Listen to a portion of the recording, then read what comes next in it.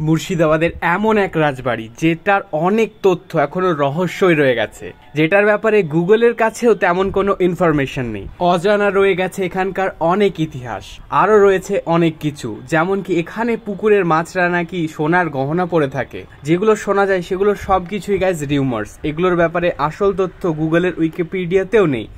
অনেক রিসার্চ অ্যানালাইসিসের পর এই ভিডিওটা তৈরি করা, তো চলো ভিডিওটা স্টার্ট করা যাক। তো হেই গাইস, কিছুদিন আগে আমি চলে গেছিলাম সোনারুন্দি রাজবাড়ি, আই মিন বনওয়ারিবাদ রয়্যাল প্যালেস। তো এখানকার লোকেশনটা অনেকের কাছে অজানা, বিকজ মুর্শিদাবাদের এই জায়গাটাকে অলওয়েজ আন্ডার এস্টিমেট করে রাখা হয়েছে।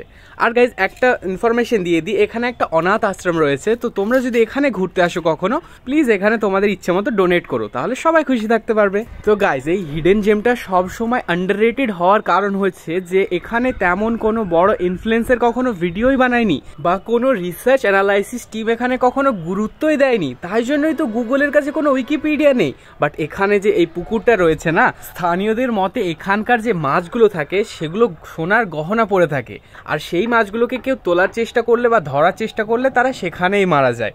আর এই ভিডিওটাতে আমি যে ইনফরমেশনগুলো ব্যবহার করছি সেগুলো এখানকার লোকেদের কাছ থেকেই শোনা। তো এগুলো রিউমার্স কি রিয়েল, এটা ডিসাইড করা তোমাদের পুরোটাই পার্সোনাল ম্যাটার।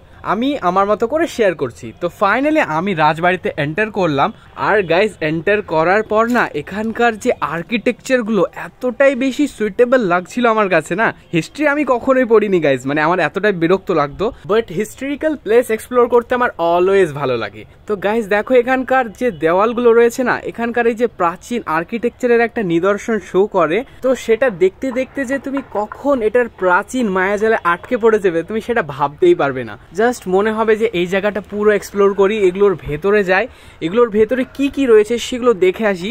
আর এই জায়গাটার যে প্রাচীন ছোঁয়ার ভাবটাও রয়েছে না, সেটা এখানকার মাটিতে আকাশে বাতাসে পুরো মিশিয়ে আছে, যেটা তোমরা এখানে গেলেই ফিল করতে পারবে। তো আমার রিকমেন্ড তোমরা এখানে প্লিজ একবার ঘুরে আসো, আর লোকেশনটা জানতে চাইলে আমাকে কমেন্ট করে দিও। আর যাই হোক, এই যে পায়রাগুলো এখানে উড়ে বেড়াচ্ছে না, এদেরকে দেখে মনে হয় যে কালের পর কাল সময়ের সঙ্গে সঙ্গে এরা যেন এখানেই রয়ে গেছে। আর একটা কথা তোমাদের জানিয়ে রাখি, এখন এই জায়গাটায় কোনো রাজা বা রানী থাকেন না।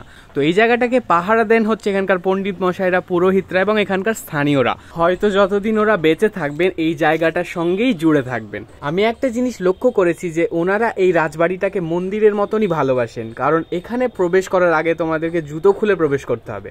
আর এখনো এই জায়গাটাতে সমস্ত রকম রিচুয়ালস মেনে এখানে পুজো করা হয়। তো জায়গাটা তাদের কাছে অনেক বেশি পবিত্র, আর আমাদের কাছে হয়ে থাকা উচিত। তো এই জায়গাটার রহস্যের ব্যাপারে আমিও তোমাদেরকে তেমন কিছু শেয়ার করতে পারলাম না।